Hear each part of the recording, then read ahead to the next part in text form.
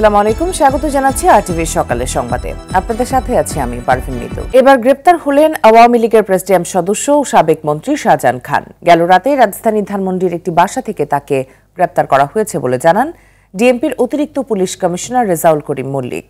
বলেন, শাহজাহান খানকে ডিবি কার্যালয়ে রাখা হয়েছে। বিভিন্ন অভিযোগের বিষয়ে শাহজাহান খানকে জিজ্ঞাসাবাদ করছেন বলেও জানান ডিবির কর্মকর্তারা।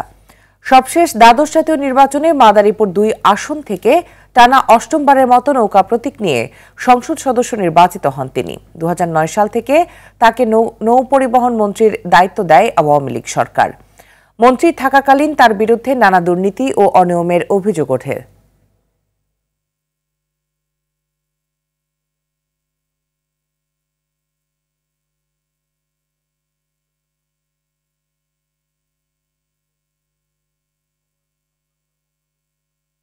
দর্শক, এই মুহূর্তে ডিবি কার্যালয় থেকে সরাসরি যুক্ত হচ্ছেন সহকর্মী সুমন তানভীর। সুমন, শাহজাহান খানের গ্রেপ্তারের বিষয়ে কি তথ্য আছে আপনার কাছে? কোন মামলায় তাকে গ্রেপ্তার করা হয়েছে বিস্তারিত জানাবেন।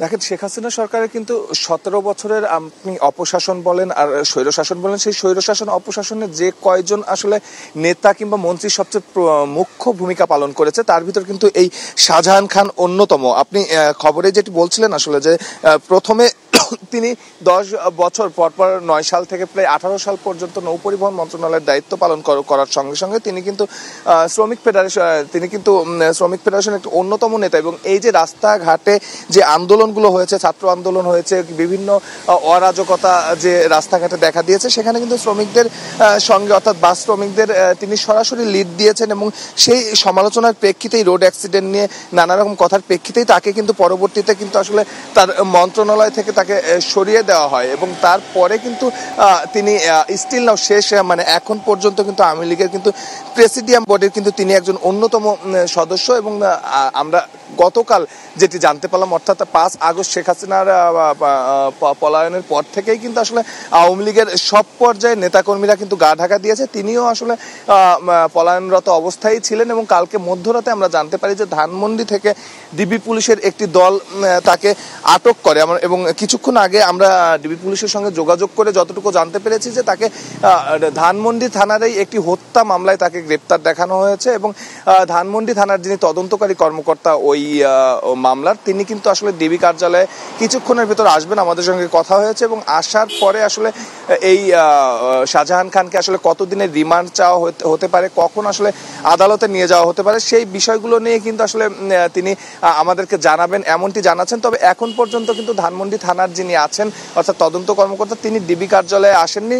শাহজাহান খান যেটি বলছিলাম যে রাতে গ্রেপ্তারের পর থেকে তাকে এখানেই রাখা হয়েছে। এবং নিয়ে আসার পরে আমরা এর আগে যে আসামিগুলো আসলে ধরা হয়েছিল, আমরা শেষ কয়েকবার দেখলাম আসলে ভিড় কিংবা আসলে কোনো রকম অপ্রীতিকর ঘটনা এড়াতে তাদেরকে কিন্তু অনেক সকালবেলায় তাই এই কোর্ট চত্বরে নিয়ে যাওয়া হচ্ছিল। আজকে কিন্তু তেমনটি করা হয়নি, যেহেতু মধ্যরাতে গ্রেপ্তার করা হয়েছে এবং থানাও বিষয়টি পরিষ্কার নয়। এবং থানা কিছুক্ষণ আগে কিন্তু আমাদেরকে পরিষ্কার করেছে যে তাদের থানার একটি মামলায় অর্থাৎ হত্যা মামলায় তাদের গ্রেপ্তার দেখানো হয়েছে। সেই হিসাবে আসলে আমরা যেটি অভিজ্ঞতার আলোকে বলতে পারি যে হয়তো দুপুরের পরে তাকে আসলে আদালতে নিয়ে যাওয়া হবে এবং সেখানে তার রিমান্ড চাওয়া হবে। এবং তারপরে আসলে বিস্তারিত জানা যাবে যে আসলে কতদিনের রিমান্ড মঞ্জুর হলো আর কি বিষয় আসলে তার কাছ থেকে এই রিমান্ডে জানতে চাওয়া হবে।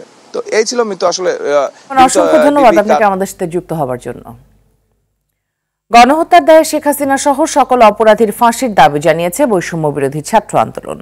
স্বৈরাচার পতনের 1 মাস পূর্তিতে শহীদ মার্চ কর্মসূচিতে এমন দাবি সহ 5টি দাবি জানানো হয়েছে সমন্বয়কদের পক্ষ থেকে। দ্রুত রাষ্ট্র পুনর্গঠনের রোডম্যাপ ঘোষণা করতে সরকারের প্রতি আহ্বানও জানান সমন্বয়করা। ঢাকা বিশ্ববিদ্যালয়ের রাজু ভাস্কর্য থেকে শুরু হওয়া শহীদ মার্চ কর্মসূচিতে অংশ নেয় হাজারো জনতা। আশিকুল আলম জানাচ্ছেন বিস্তারিত। গেল জুলাই আগস্ট মাসে বৈষম্য বিরোধী ছাত্র আন্দোলনের সরকার পতনের 1 দফা দাবি আদায়ের কর্মসূচি ছিল শান্তিপূর্ণ। আন্দোলন চূড়ান্ত রূপ পেলে ছাত্র জনতার উপর নির্বিচারে গুলি চালানো হয়। এতে নিহত হয় হাজারো মানুষ।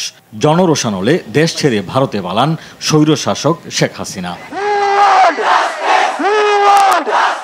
গণ অভ্যুত্থানে স্বৈরাচারী শেখ হাসিনার পতনের 1 মাস পার হয়েছে।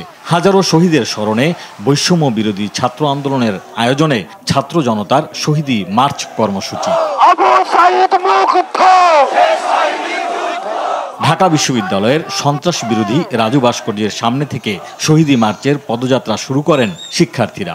এতে ঢাকা বিশ্ববিদ্যালয় সহ ঢাকার বিভিন্ন বিশ্ববিদ্যালয়, কলেজ, কারিগরি, মাদ্রাসা ও স্কুলের শিক্ষার্থী সহ সাধারণ মানুষ অংশ নেয়। শহীদি মার্চে গণহত্যাকারীদের বিচার সহ 5 দফা দাবি তুলে ধরেন সমন্বয়করা। গণহত্যাকারীদের দ্রুত গ্রেপ্তার করে বিচার শুরু করতে হবে। আমাদের দ্বিতীয় দাবি, শহীদ পরিবারদের আর্থিক ও আইনি সহযোগিতা দ্রুত নিশ্চিত করতে হবে। শহীদি মার্চে যোগ দেয়া নিহতের স্বজনরা আর্থিক ও আইনি সহায়তা বাস্তবায়নে সরকারকে দ্রুত ব্যবস্থা নেয়ার দাবি জানান।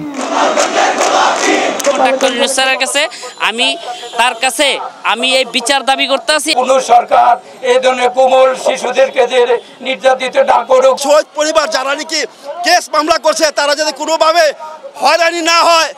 ভারতে বসে শেখ হাসিনা দেশকে অস্থিতিশীল করতে পায়তারা করছে এমন অভিযোগে হুঁশিয়ারি দেন অনেকে। সার্বভৌমত্বটাকে নিশ্চিত করার জন্য যা যা করার দরকার করতে হবে, আমরা তাদের সাথে আছি। এই নতুন প্রজন্মকে আমরা ইন্সপায়ার করার জন্য, সাহস দেওয়ার জন্য, প্রেরণা দেওয়ার জন্য এসেছি। 2 নম্বরে কাজ করবে তারা হচ্ছে এই দেশের শত্রু, খুনি হাসিনার দোসর, এবং তারাই হচ্ছে পা চাটা কুত্তা। যেখানে কোনো দুর্নীতি থাকবে না, যেখানে কোনো অন্যায় থাকবে না, যত খুনি আছে সবাইকে ধরা হোক। যারা গণহত্যা চালিয়েছে তাদের বিষয়ে অবশ্যই বিচার করতে হবে। অনেক মায়ের কোল খালি হয়েছে, তো এটার জন্য তো সর্বোচ্চ শাস্তি কি মৃত্যুদণ্ড। অবশ্যই মৃত্যুদণ্ড চাই আমরা। রাজু ভাস্কর্য থেকে শুরু হওয়া শহীদি মার্চ শেষ হয় শহীদ মিনারে। এ সময় শিক্ষার্থীরা দুর্নীতিমুক্ত বাংলাদেশ গড়ার কথা জানান।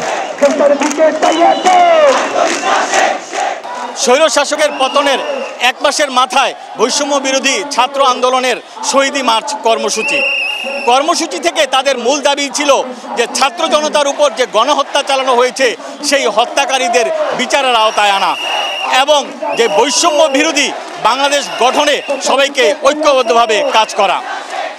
শহীদি মার্চ কর্মসূচি থেকে আশিকুল আলম, RTV।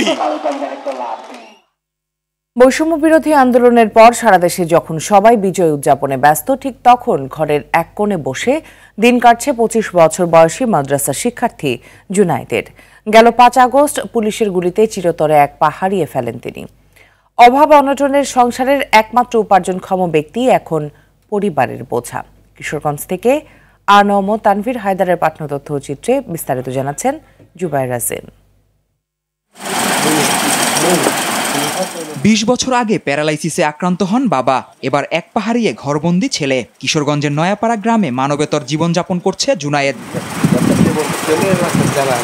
যাত্রাবাড়ি এলাকায় একটি মাদ্রাসায় পড়াশোনার পাশাপাশি টিউশনি করে নিজের ও পরিবারের খরচ চালাতেন জুনায়েদ। দেশ যখন বৈষম্য বিরোধী আন্দোলনে উত্তল, তখন ঢাকায় আন্দোলনে যোগ দেন তিনি।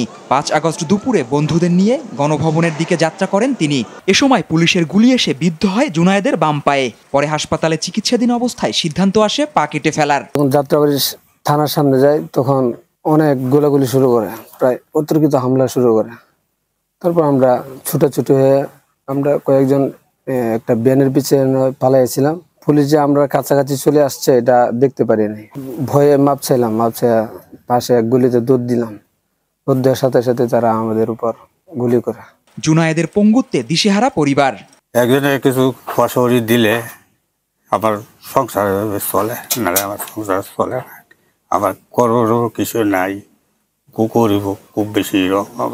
এ ঘটনার সাথে জড়িতদের দৃষ্টান্তমূলক শাস্তির দাবি জানিয়েছে এলাকাবাসী। সংসারে ছেলে একমাত্র উপার্জনের উৎস ছিল, আজকে তো তাদের ফ্যামিলি একবারে অসহায়। অনেক দলেরই আছে, সার্বিক আছে, দলমত নির্বিশেষে আমরা তার সহযোগিতা করব। ছাত্রদের উপর অন্যায়ভাবে গুলি করেছে, তাদের যাতে আইনিভাবে প্রশাসনের মাধ্যমে সঠিক বিচার হয়। জুনায়েদের পরিবারের পাশে দাঁড়াতে সরকারের পাশাপাশি বিত্তশালীদের সহযোগিতা চান স্থানীয়রা। জুবায়ের রাজিন, RTV। বন্যার পানি কমলেও দুর্ভোগে আছে মানুষ। দুর্গত এলাকায় রয়েছে খাবার ও বিশুদ্ধ পানির সংকট। বাড়ছে ডায়রিয়া, চর্মরোগ সহ পানিবাহিত নানা রোগ। ক্ষতিগ্রস্ত ঘরবাড়ি মেরামতে দুশ্চিন্তায় রয়েছে দুর্গতরা। সহজে পানি নামতে না পারায় নোয়াখালীর কিছু এলাকায় স্থায়ী জলাবদ্ধতা দেখা দিয়েছে। এখনো পানিবন্দী 15 লাখ মানুষ। ফেনীতে বিধ্বস্ত ঘরবাড়ি মেরামতে সরকারি বেসরকারি সহায়তার দাবি জানিয়েছে ভুক্তভোগীরা। লক্ষ্মীপুরে পরিস্থিতির কিছুটা উন্নতি হলেও দুর্ভোগ কমেনি মানুষের। রয়েছে খাবার ও বিশুদ্ধ পানির সংকট। কুমিল্লাতেও ঘরবাড়ি মেরামতে সহায়তার দাবি জানিয়েছে দুর্গতরা।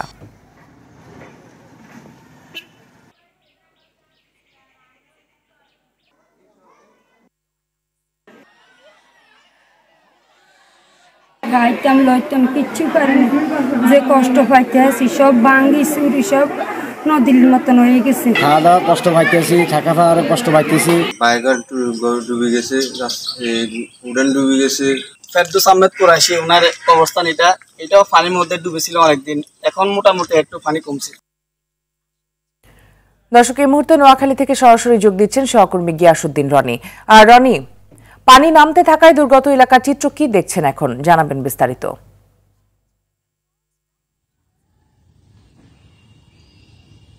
মিতু, আপনি যেমনটি জানাচ্ছিলেন, নোয়াখালীতে বন্যার পানি ধীরে ধীরে কমতেছে খুবই। এজন্য বন্যার পানি কমার সাথে সাথে কিন্তু প্রত্যন্ত অঞ্চলগুলোতে, যেমন নোয়াখালীর নিম্নাঞ্চলীয় যে উপজেলাগুলো আছে, সেনবাগ, বেগমগঞ্জ, চাটখিল, সোনাইমুড়ি, সদর পূর্বাঞ্চল, কবিরাট, এই অঞ্চলগুলোতে কিন্তু এখনো মানুষ পানিবন্দী হয়ে আছে। জেলা প্রশাসন সূত্রে যেটা সর্বশেষ জানিয়েছে যে নোয়াখালীতে এখনো পর্যন্ত 15 লক্ষ মানুষ পানিবন্দী আছে এবং আশ্রয়ণ কেন্দ্রে 823টি আশ্রয়ণ কেন্দ্রে রয়েছে 1,40,000 মানুষ। তবে এই পানি কমার সঙ্গে সঙ্গে এখানকার কিন্তু পানিবাহিত যে রোগগুলো, এগুলো কিন্তু প্রকট আকার ধারণ করেছে। এছাড়া অনেকেই পানি কমার সাথে সাথে বাড়ি ফিরে গেছে, কিন্তু ফিরে যাওয়ার পর তাদের যেই আবাসস্থল, একমাত্র মাথা গোঁজার ঠাঁই, তারা দেখে কিন্তু হাউমাউ করছে, কান্নাকাটি করছে যে এখনো তাদের বাড়িঘর বসবাসের উপযোগী নয়। এজন্য অনেকে আশ্রয়ণ কেন্দ্র থেকে ফিরে যাওয়ার পরও কিন্তু অনেকে আবার আশ্রয়ণ কেন্দ্রে ফিরে এসেছে। এছাড়া পানিবাহিত রোগের সাথে কিন্তু মানুষ যে একেবারে নাকাল হয়ে পড়ছে। এখানে প্রায় 1200-র উপরে মানুষ এখন পর্যন্ত ডায়রিয়া আক্রান্ত হয়ে 250 শয্যা বিশিষ্ট নোয়াখালী জেনারেল হাসপাতালে চিকিৎসা নিয়েছেন।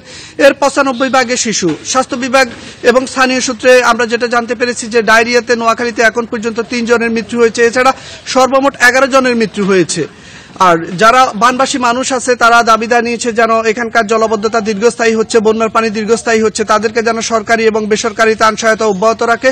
প্রত্যন্ত অঞ্চলের মানুষগুলো কিন্তু খাদ্য সংকট এবং বিশুদ্ধ পানি সংকট এবং পানিবাহিত রোগের যে ওষুধ আছে তার কিন্তু ব্যাপক সংকটে রয়েছে। এছাড়া আপনাদেরকে জানিয়ে রাখি, খোদ 250 শয্যা বিশিষ্ট নোয়াখালী জেনারেল হাসপাতালে কিন্তু ধারণ ক্ষমতার 4 গুণ রোগী বেশি অবস্থান করছে। এর জন্য কিন্তু সেখানে ওষুধ সংকট রয়েছে, বেডের সংকট রয়েছে এবং তারা অভিযোগ করেছে যে তারা টাকা দিয়ে হাসপাতালে চিকিৎসা নিতে হচ্ছে। অনেক সময় কিন্তু তারা টাকা দিয়েও কিন্তু তারা তাদের যথাযথ চিকিৎসা পাচ্ছে না। মিতু, ছিল আমার কাছে নোয়াখালীর বন্যা পরিস্থিতি নিয়ে সর্বশেষ। রনি, অসংখ্য ধন্যবাদ আপনাকে আমাদের সাথে যুক্ত হওয়ার জন্য। কুমিল্লায় সড়ক দুর্ঘটনায় 4 জনের মৃত্যু হয়েছে। সকালে ঢাকা চট্টগ্রাম মহাসড়কে জেলার 14 গ্রাম উপজেলার বতিশা নানকড়া এলাকায় নিয়ন্ত্রণ হারিয়ে একটি মাইক্রোবাস ধাক্কা দেয় দাঁড়িয়ে থাকা পিকআপ ভ্যানকে। এতে ঘটনাস্থলেই 4 জনের মৃত্যু হয়। নিহতদের পরিচয় এখনো জানা যায়নি।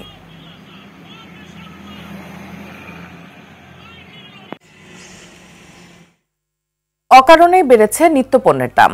রাজধানীর কারণ বাজারে দেখা যায় গেল সপ্তাহের তুলনায় প্রায় সব পণ্যে দাম বেড়েছে 5 থেকে 20 টাকা পর্যন্ত।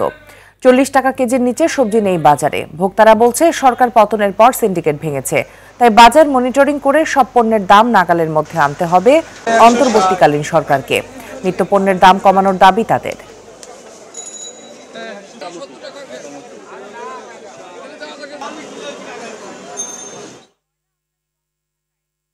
দর্শক, এই মুহূর্তে রাজধানী কারণ বাজার থেকে সরাসরি যোগ দিচ্ছেন সহকর্মী AR বাদল।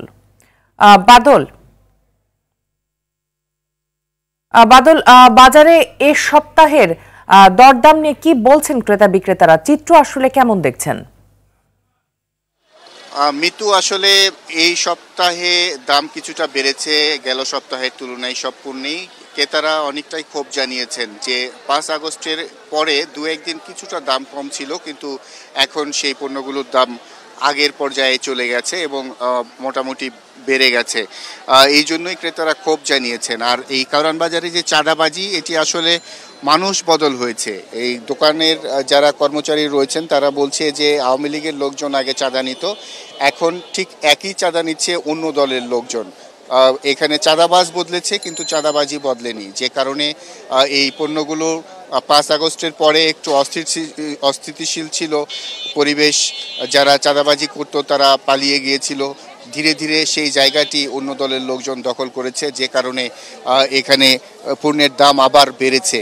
এখানে ব্যবসায়ীদের সাথে যেটি কথা বলে জানলাম যে যারা রাতে এখানে সবজি নিয়ে আসে ঢাকার বাইরে থেকে, তারা যেখানে রাখে সেখানেও তাদেরকে ট্রাকের জন্য চাঁদা দিতে হয়। এই কারণে আসলে বাজারের নিত্যপণ্যের দামে ব্যাপক রকমের প্রভাব পড়েছে এবং সেই কারণেই বেশি দামে অনেক পণ্য বিক্রি হচ্ছে। 40 টাকার নিচে আমরা মোটামুটি কোনো সবজি দেখতে পাইনি। এখানে ডিম 155 থেকে 150 টাকা কেজি বিক্রি হচ্ছে, পেঁয়াজ এখনও 120 টাকা কেজি বিক্রি হচ্ছে, আলু 55 থেকে 60, ব্রয়লার মুরগি 175 এবং কক যেটি বলা হয় সেটি 300 টাকা কেজি এবং পাকিস্তানি যেটি সেটি 260 টাকা কেজি। এছাড়া করলা 40 থেকে 80 টাকা পর্যন্ত রয়েছে, পটল 50 টাকা এবং বরবটি 70 টাকা, চিচিঙ্গা 40 থেকে 50 টাকা পর্যন্ত দোকান ভেদে বিক্রি হচ্ছে। তো যারা ক্রেতা তারা বলছেন যে দাম আরও কমার কথা, যদি চাঁদাবাজি বন্ধ করা যায় এবং মনিটরিং যদি বাজারে থাকে তাহলে হয়তো নিত্যপণ্য বাজারে কমবে এবং মানুষের মধ্যে স্বস্তি আসবে। কিন্তু এই চাঁদাবাজি বন্ধ না করা গেলে আসলে মানুষের মধ্যে নিত্যপণ্যের দাম বাড়ার যে প্রভাব সেটি থাকবে, এটি ক্ষোভ জানিয়েছেন ক্রেতারা। তো এই ছিল আমার কাছে সর্বশেষ খবর। মিতু। বাদল, ধন্যবাদ আপনাকে। অতীতের সব রেকর্ড ভেঙে অবিশ্বাস্য উচ্চতায় দেশের খেলাপি ঋণ। কেন্দ্রীয় ব্যাংকের সবশেষ তথ্যে খেলাপি ঋণ ছাড়িয়েছে 2,11,000 কোটি টাকা। এর মধ্যে কেবল চলতি বছরের জানুয়ারি থেকে জুন এই 6 মাসেই বেড়েছে 66,000 কোটি। বিশ্লেষকরা বলছেন শেখ হাসিনা সরকারের কর্তা ব্যক্তি ও সহযোগীদের সীমাহীন লুটপাটি খেলাপি ঋণ বৃদ্ধির প্রধান কারণ। সেলিম মালিকের রিপোর্ট। সদ্য সাবেক স্বৈরাচারী সরকারের সংস্কৃতি ছিল খেলাপি ঋণের প্রকৃত চিত্র গোপন রাখা।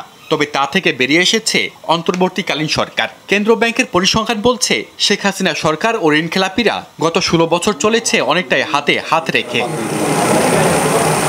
খেলাপি ঋণের উত্থান সম্পর্কে গত সোমবার পিলে চমকে ওঠার মতো তথ্য দিয়েছে কেন্দ্রীয় ব্যাংক।